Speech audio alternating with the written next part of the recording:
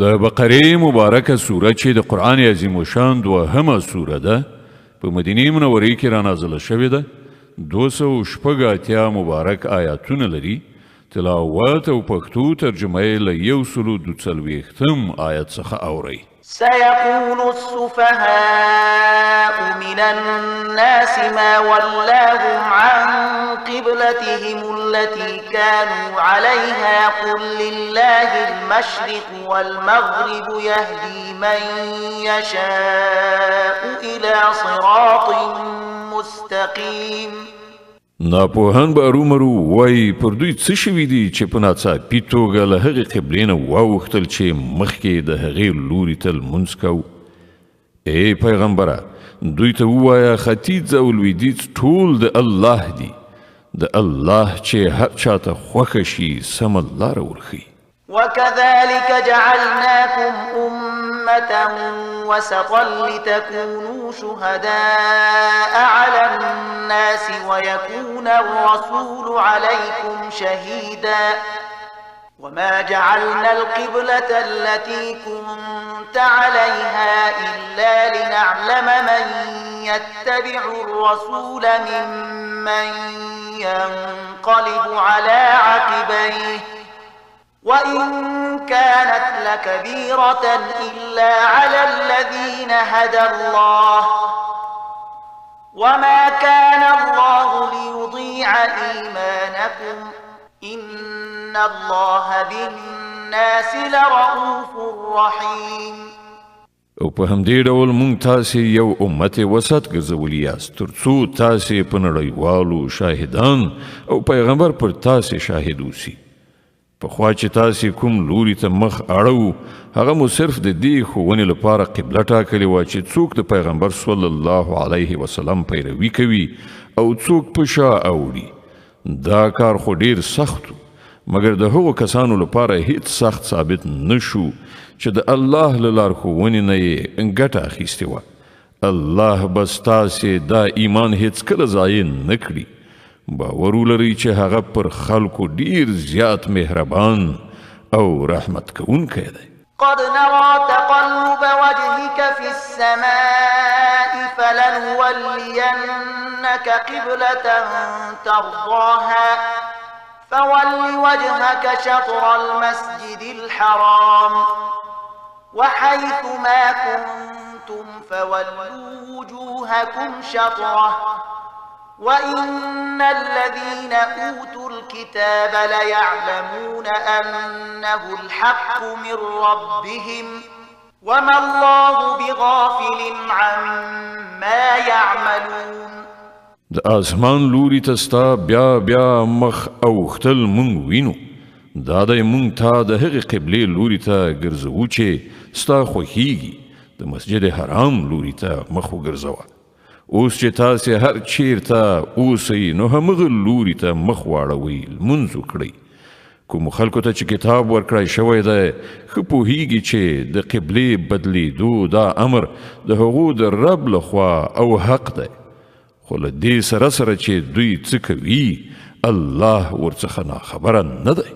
ولئن أتيت الذين أوتوا الكتاب بكل آية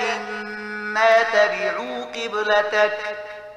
وما أنت بتابع قبلتهم وما بعضهم بتابع قبلة بعض ولئن اتبعت أهواءهم من بعد ما جاءك من العلم إنك إذا لمن الظالمين که ته د اهل کتابو ته هره نښانه راوړې نشي کېدی چې دوی ستا د قبلې پیروي وکړي او نه ته دا کولی شي چې د هغو د قبلې پیروي وکړي او د هغو هیڅ یوه ډله د بلې ډلې د قبلې پیروي ته هم تیاره نه ده او که ته له هغه علم نه وروسته چې درته راغلی دی د هغو غوښتنو پسې لاړ شي نو ارومرو به په ظالمانو کې وشمېرل شي الذين آتيناهم الكتاب يعرفونه كما يعرفون أبناءهم وإن فريقا منهم ليكتمون الحق وهم يعلمون کوم خلکو ته چې مونږ کتاب ورکړی دی هغوی دا ځای چې قبله ټاکل شوې ده داسې پیژني لکه څنګه چې خپله اولاده پیژني خو له هغو نه یوه ډله د پوهې او ادراک سره سره حق پټوي الحق من ربك فلا تكونن من الممترين دا په غوڅه توګه یوه حقه خبره ده ستا د رب له لوري نو ته د هغه په باب هیڅکله شکمن کیږه مه ولكل وجهة هو موليها فاستبقوا الخيرات أينما تكونوا يأت بكم الله جميعا إن الله على كل شيء قدير د هر چا لپاره یو لوری دی چې هغه ته مخ اړوي نو تاسې د ښېګڼو په لوري په ځغستا شئ هر چیرته چې اوسئ الله به تاسې ټول ومومي د هغه له قدرت نه هیڅ شی د باندې نه دی ومن حيث خرجت فول وجهك شطر المسجد الحرام وإنه للحق من ربك وما الله بغافل عما تعملون ته چې له هر ځای نه تیریږي له همغه ځایه د لمانځه په وخت کې خپل مخ د مسجد حرام لوري ته واړوه ځکه چې دا ستا د رب بیخي په حقه فیصله ده او الله ستاسې له عملونو نه بېخبره نه دی ومن حيث خرجت فول وجهك شطر المسجد الحرام وحيث ما كنتم فولوا وجوهكم شطره لئلا يكون للناس عليكم حجة إلا الذين ظلموا منهم فلا تخشوهم واخشوني ولأتم نعمتي عليكم ولعلكم تهتدون او له هر ځایه چې تیریږئ خپل مخ د مسجد حرام لوري ته وګرځوه او هر چیرته چې تاسې یې د همغه لوري ته مخ واړوئ لمونځ ادا کړئ تر څو ستاسې په خلاف خلکو ته دلیل په لاس ور نشي هو د ظالمانو ژبه به په هیڅ حال کې ونه تړلی شي خو له هغو نه مه ویرېږئ بلکې له ما نه وویرېږئ او د دې لپاره چې زه پر تاسې خپل نعمتونه پوره کړم او په دې هیله چې زما د دې امر په عملي کولو تاسې د همغسې خلاصون لاره ومومئ كما أرسلنا فيكم رسولا منكم يتلو عليكم آياتنا ويزكيكم ويعلمكم الكتاب والحكمة ويعلمكم ما لم تكونوا تعلمون لکه چې تاسې ته په دې سره برای در په برخه شوی چې ما ستاسې په منځ کې په خپله له تاسې نه یو پیغمبر مبعوث کړ چې تاسې ته زما آیتونه اوروي ستاسې ژوند سوتره کوي تاسې ته د کتاب او حکمت ښوونه کوي او تاسې ته هغه خبرې در زده کوي چې تاسې پرې نه پوهېدئ فاذكروني أذكركم واشكروا لي ولا تكفرون له دې عمله تاسې ما په یاد ولرئ زه به تاسې یاد کړم او زما شکر ادا کړئ د نعمت ناشکري مه کوئ يا أيها الذين آمنوا استعينوا بالصبر والصلاة إن الله مع الصابرين اے مومنانو په صبر او لمانځه سره مرسته وغواړئ الله د صبر لرونکو ملګری دی ولا تقولوا لمن يقتل في سبيل الله أموات بل أحياء ولكن لا تشعرون او هغو خلکو ته چې د الله په لار کې ووژل شي مړه مه وایئ داسې خلک خو په حقیقت کې ژوندي دي مګر تاسې دا شعور نه لرئ چې د هغو په ژوند خبر شئ ولنبلونكم بشيء من الخوف والجوع ونقص من الأموال والأنفس والثمرات وبشر الصابرين الذين إذا أصابتهم مصيبة قالوا إنا لله وإنا إليه راجعون أولئك عليهم صلوات من ربهم ورحمة وأولئك هم المهتدون. او مونږ به ارومرو په ویره خطر لوږه د سر او مال په تاوان او د عایداتو په خساره کې په اخته کولو پر تاسې ازمویښت کوو او زیری ورکړه صبر کوونکو ته هغه کسان چې کله ورته کوم مصیبت ورسیږي وایي مونږ د الله یو او د هغه لوري ته ورګرځېدونکي یو. دا همغه کسان دي چې د دوی د رب لخوا پر دوی مغفرت او نعمت دی او هدایت کړی شوي دي. إن الصفا والمروة من شعائر الله فمن حج البيت أو اعتمر فلا جناح عليه أن يطوف بهما ومن تطوع خيرا فإن الله شاكر عليم. په یقیني توګه صفا او مروه د الله له نښانو څخه دي. له دې عمله څوک چې د بیت الله حج یا عمره وکړي د هغه لپاره وبال نشته که د دې دوه غونډیو ترمنځ طواف وکړي او څوک چې په خوښه مینه څه نیک کار وکړي الله پرې خبر دی او د هغه قدر کوونکی دی. إن الذين يكتمون ما أنزلنا من البينات والهدى من بعد ما بيناه للناس في الكتاب أولئك يلعنهم الله ويلعنهم اللاعنون. کوم خلک چې زمونږ نازل شوي روښانه لارښودنې او هدایات پټوي په داسې حال کې چې مونږ هغه د ټولو انسانانو د لارښودنې لپاره په خپل کتاب کې بیان کړي دي باور ولري چې الله هم ورباندې لعنت وایي او ټول لعنت ویونکي هم ورباندې لعنت وایي. إلا الذين تابوا وأصلحوا وبينوا فأولئك أتوب عليهم وأنا التواب الرحيم. البته څوک چې دا کار پریږدي خپل کړه وړه سم کړي او څه چې پټ کړي وو د هغو په بیانولو پیل وکړي هغو ته به زه بښنه وکړم او زه لوی بښونکی او رحم کوونکی یم. إن الذين كفروا وماتوا وهم كفار أولئك عليهم لعنة الله والملائكة والناس أجمعين خالدين فيها لا يخفف عنهم العذاب ولا هم ينظرون. کوم کسانو چې د کفر چلند غوره کړ او همدا د کفر حالت کې مړه شول په هغو باندې د الله پرښتو او ټولو انسانانو لعنت دی. په همدې لعنتي حالت کې به د تل لپاره اوسیږي نه به د هغو په عذاب کې اسانتیا راشي او نه به بیا ورته کوم بل مهلت ورکړی شي. وإلهكم إله واحد لا إله إلا هو الرحمن الرحيم. ستاسې خدای همدا یو خدای دی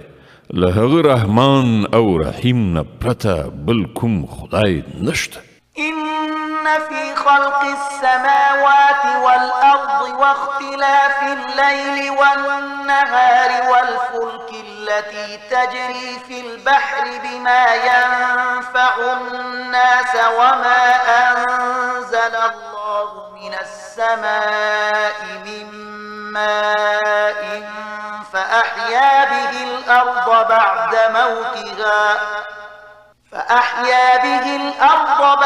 موتها وبث فيها من كل دابة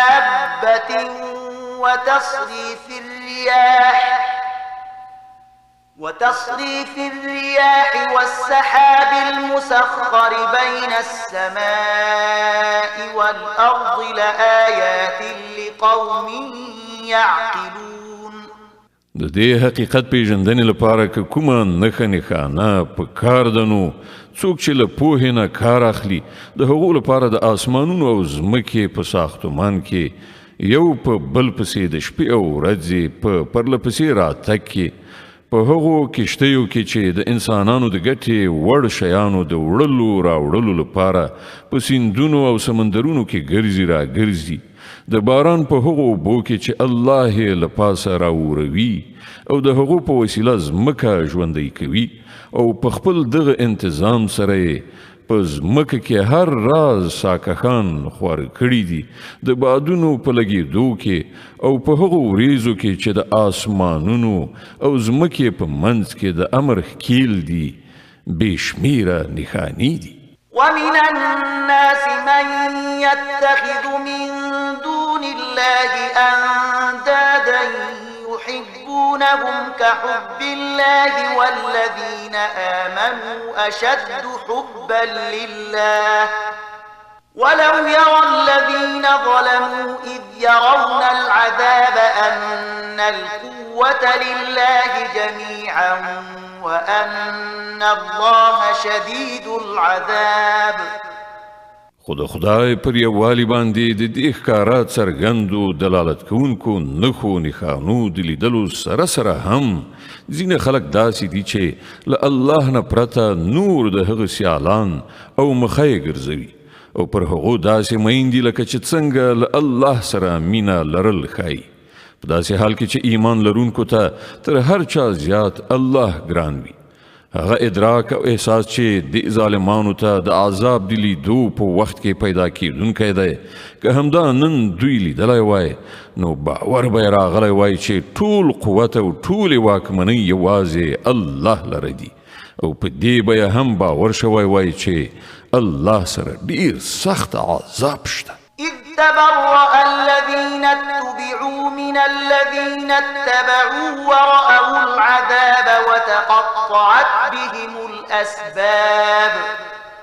کله چې هغه سزا ورکړي په هغه وخت کې به حالت داسې وي چې هماغه لیډران او رهبران چې په دنیا کې پیروي کېدله له خپلو پیروانو څخه به بېزاري څرګنده کړي خو په عذاب به اخته شي او د هغو د ټولو سببونو او وسایلو لړۍ به پرېکړه شي وقال الذين اتبعوا لو أن لنا كرة فنتبرأ منهم كما تبرأوا منا كذلك يريهم الله أعمالهم حسرات عليهم وما هم بخارجين من النار او هغه خلک چې په دنیا کې د هغو پیروي کوله او به وایي چې کاشکې یو ځل بیرته دنیا ته زموږ تګ شوی وای نو څنګه چې نن دوی له مونږه بېزاري څرګندوي نو مونږ به هم له دوی نه بېزاري ښکاره کړې وای په دغه راز به الله د دې خلکو هغه عملونه چې دوی په دنیا کې کوي داسې د دوی مخې ته کیږدي چې دوی به د افسوس او پښیمانتیا لاسونه سره وموښي خو له اور نه د وتلو هیڅ لار به پیدا نه کړي يا أيها الناس كلوا مما في الأرض حلالا طيبا ولا تتبعوا خطوات الشيطان إنه لكم عدو مبين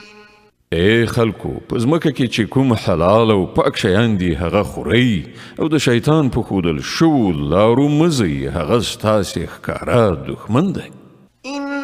إنما يأمركم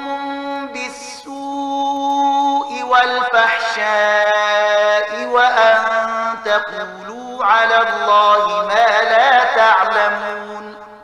تاسو ته د بدی او بې حیايي امر کوي او دې ته ملمسوي چې په خدای پورې هغه خبرې وتړئ چې تاسو پرې نه پوهیږئ چې هغه الله نه دی ویلي وإذا قيل لهم اتبعوا ما أنزل الله قالوا بل نتبع ما ألفينا عليه آباءنا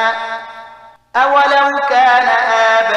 آباؤهم لا يعقلون شيئا ولا يهتدون هغو ته چې کله ویل کیږي چې د الله د اوامرو پیروي وکړئ نو په جواب کې وایي چې مونږ به د همغه مسلک پیروي کوو چې مونږ پر هغه باندې خپل پلرونه نیکونه میندلي دي ښه نو که د هغو پلرونو نیکونو له پوهې نه هیڅ کار هم نه وي اخیستی او سمه لارې نه وي موندلي آیا بیا هم دوی د هغو پیروي کوي ومثل الذين كفروا كمثل الذي ينعق بما لا يسمع إلا دعاء ونداء صم بكم عمي فهم لا يعقلون. دا خلک چې د خدای پر ښودل شوې لاره باندې له تلو نه یې انکار کړی دی، د دوی حالت کټ مټ داسې دی لکه چې شپانه څارویو ته آواز کوي او هغوی د بلنې او شړنې له غږ نه پرته نور څه نه اوري. دوی کاڼه دي، ګونګیان دي، ړانده دي، ځکه خو په هیڅ خبره نه پوهیږي. يا أيها الذين آمنوا كلوا من طيبات ما رزقناكم واشكروا لله إن كنتم إياه تعبدون. اے مؤمنانو، که تاسې په رښتیا سره د همدې الله بندګي کوونکي یاست، نو کوم پاک شیان چې مونږ درکړي دي هغه په بې پروایۍ سره خورئ او د الله شکر باسئ. إنما حرم عليكم الميتة والدم ولحم الخنزير وما أهل به لغير الله فمن اضطر غير باغ ولا عاد فلا إثم عليه إن الله غفور رحيم. د الله له لوري که پر تاسې څه بندیز لګول شوی دی نو هغه دا دی چې د خپل مړه شوي یعنې مرداره غوښه د وینې او د خوږ د غوښې له خوړلو نه ډډه وکړئ او داسې کوم شی مه خورئ چې پر هغه باندې له الله نه پرته د بل چا نوم اخیستل شوی وي. هو که څوک د اړتیا په حالت کې وي او له دغو شیانو نه څه شی بې له دې چې د قانون ماتولو اراده ولري یا له حده تیری وکړي وخوري نو پر هغه باندې څه وبال نشته. الله بخونکی او رحم کوونکی دی. إن الذين يكتمون ما أنزل الله من الكتاب ويشترون به ثمنا قليلا أولئك ما يأكلون في بطونهم إلا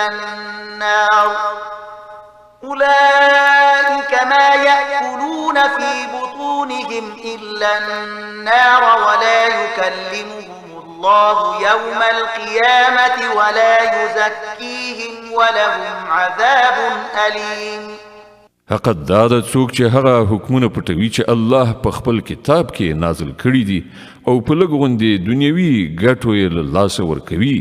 هغوی په اصل کې خپلې ګېډې له اوره ډکوي. د قیامت په ورځ به الله جل علا شانه هیڅکله له دوی سره خبرې ونه کړي او نه به یې تزکیه کړي او د هغو لپاره دردونکی عذاب دی. أولئك الذين اشتروا الضلالة بالهدى والعذاب بالمغفرة فما أصبرهم على النار. دا هغه خلک دي چې د سمې لارې په بدل کې ګمراهي واخیستله او د بخښنې په بدل کې عذاب واخیست. څومره حیرانتیا ده د دوی حوصلې ته چې د عذاب زغملو ته تیار دي. ذلك بأن الله نزل الكتاب بالحق وإن الذين اختلفوا في الكتاب لفي شقاق بعيد. دا ټول کارونه ځکه وشول چې الله خو له حق سره سر تر پایه برابر کتاب نازل کړی، مګر کوم خلکو چې په کتاب کې اختلافونه منځته راوړل هغوی په خپلو لانجو کې له حق نه ډیر لرې لاړل. ليس البر أن تولوا وجوهكم قبل المشرق والمغرب ولكن البر من آمن بالله واليوم الآخر والملائكة والكتاب والنبيين وآتى المال على حبه ذوي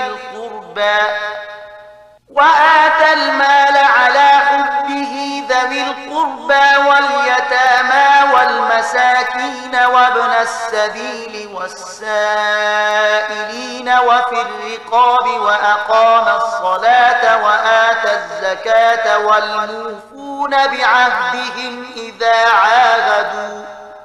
والموفون بعهدهم إذا عاهدوا والصابرين في البأساء والضراء وحين البأس